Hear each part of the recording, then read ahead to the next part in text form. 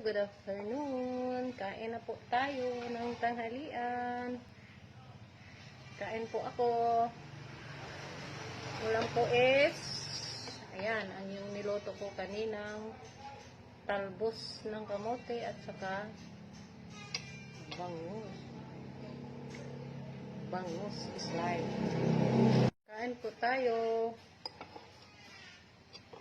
At saka talbos ng kamote ang aking sausawan sa aking bangus na sinugba. Kain po, sarap.